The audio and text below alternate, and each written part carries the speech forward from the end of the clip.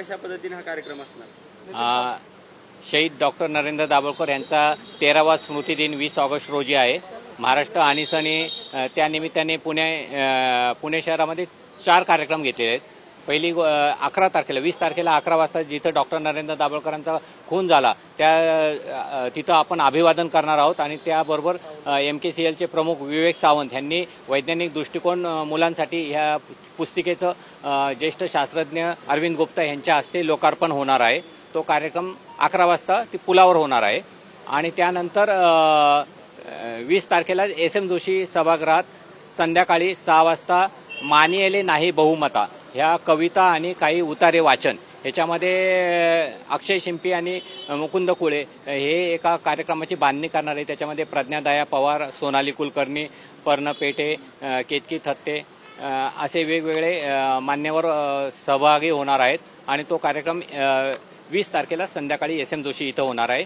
21 तारखेला मराठवाडा मित्रमंडळ कॉलेजमध्ये तिथल्या सभागृहामध्ये 11 वाजता डॉक्टर नरेंद्र दाभोळकर, कॉम्रेड शहीद गोविंद पानसरे, MM कुलबुर्गी आणि गौरी लंकेश यांच्या 4 लोकांवर लिहिलेल्या पुस्तिकाचं 4 पुस्तिकांचं लोकार्पण होणार आहे. तिथं त्या कार्यक्रमाला सुनील सुक्तनकर असणार आहेत आणि संग्राम गायकवाड असणार आहेत. त्याच्याशिवाय 22 तारखेला आपण वैज्ञानिक दृष्टिकोनावरील हल्ले आणि आजचा भारत या विषयावर प्रशांत भूषण यांचं व्याख्यान ठेवलेलं आहे. सेवा दलाचं तिथं जे सानेगुरुजी हे सभागृह आहे तिथलं राष्ट्र सेवा दलाचं तिथं आपला पर्वती पायथ्याला हा कार्यक्रम होणार आहे संध्याकाळी 6 वाजता आणि त्या कार्यक्रमाचे अध्यक्ष अभय नेवगे असणार आहेत. सर, नरेंद्र दाभोळकर यांचे जे मारेकरी जे आरोपी होते त्यांना आता न्यायालयाकडून जे आहे ते जामीन मंजूर झालेला आहे. खरं तर पुण्यामध्ये जेव्हा हा खटला चालू होता तेव्हा 5 आरोपी होते आणि त्याच्यातल्या 2 आरोपींना जन्मठेप झाली होती आणि 3 आरोपी सबळ पुराव्याअभावी सोडले होते आणि 3 आरोपींना जेव्हा सबळ पुराव्याअभावी सोडलं तेव्हाच आम्ही हायकोर्टामध्ये गेलेलो होतो ह्या केसच्या विरोधात आणि हायकोर्टामध्ये एप्रिलमध्ये शरद कळसकरला जेव्हा जामीन मंजूर झाला त्यावेळेला आपण सुप्रीम कोर्टामध्ये गेलेलो आहोत ह्याच्या विरोधात आणि आज असे पण कळाले की सचिन अंदुरेला देखील जामीन मिळालेला आहे. तर त्याचा देखील निकालपत्राचा अभ्यास करून सुप्रीम कोर्टात आपण लढणार आहोत आणि सुप्रीम कोर्टापर्यंत आपण ही लढाई लढणार आहोत. एकंदरीत सध्या समाजामध्ये जर पाहिलं तर अंधश्रद्धेच्या अनुषंगाने अनेक घडामोडी ज्या आहेत त्या घडताना पाहायला मिळतात.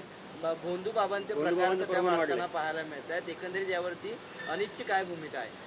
खरं तर आता हे बाबा लोक जे रील स्टार झालेले आहेत एक प्रकारे आणि अशा पद्धतीने ते पूर्वी जसं मल्टी लेवल मार्केटिंगमध्ये फ्रँचायझी दिली जायची तशा पद्धतीची बुवाबाजीची आता फ्रँचायझी सुरू केलेली आहे या बाबांनी असं दिसत आहे आणि एकमेकांना ते शिष्य करून घेतात आणि शिष्य करण्याच्या बदल्यात त्या शिष्याकडून बरेच पैसे उकळले जातात आणि शिष्याला देखील असं सांगितलं जातं आता तुझ्या अंगात देव येणार आहे आणि तू देखील असे शिष्य बनवायला सुरुवात कर.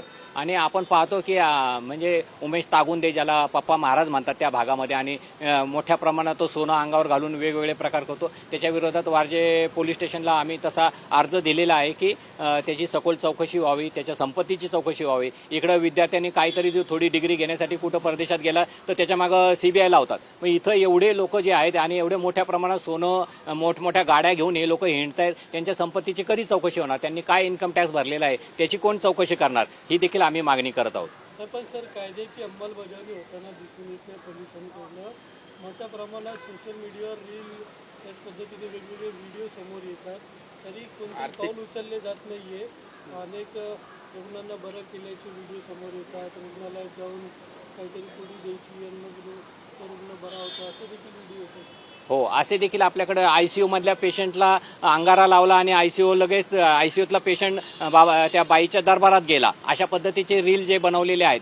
खरं तर आपल्याला हे माहिती आहे कुठल्याही ICU मध्ये अशा पद्धती करू देत नाही. मंगेशकर हॉस्पिटलमध्ये जेव्हा हा प्रकार घडला होता त्यावेळेला आपण सर्वांनी तो आवाज उठवला होता आणि त्यानंतर बरेच कडक नियम करण्यात आले. पण आता देखील या रीलमध्ये असं काहीतरी दिसतं आहे की पार त्या माणसाला व्यक्तीला ऑक्सिजन लावलेला आहे आणि तिथं अंगारा लावण्याचा प्रकार चालतो.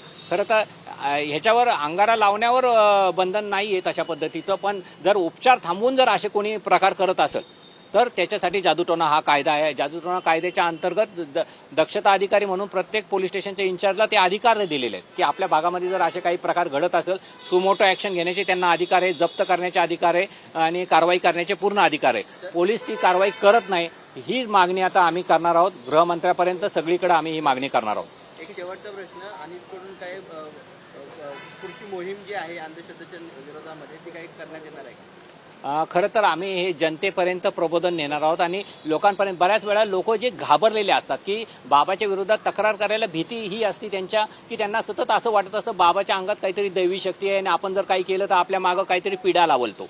आणि त्या बाबाची ही दहशतीपोटी हे लोक येत नाही आणि काही ठिकाणी बाबा ब्लॅकमेल करतात बायकांना. तर विशेषतः आपण खराच प्रकरणात पाहिलं की अशा पद्धतीचे काही गोष्टी त्यांनी आधीच काढून ठेवलेल्या असतात व्हिडिओच्या स्वरूपात किंवा अजून वेगळ्या पद्धतीने, आणि त्या ब्लॅकमेलला देखील हे लोक घालत असतात. पण महाराष्ट्र आणीचं सर्वांना आवाहन करते, कोणाकडेही अशा पद्धतीची फसवणूक झालेली असेल त्यांनी निर्धास्तपणे आमच्याकडे यावं, आम्ही नक्की मदत करू.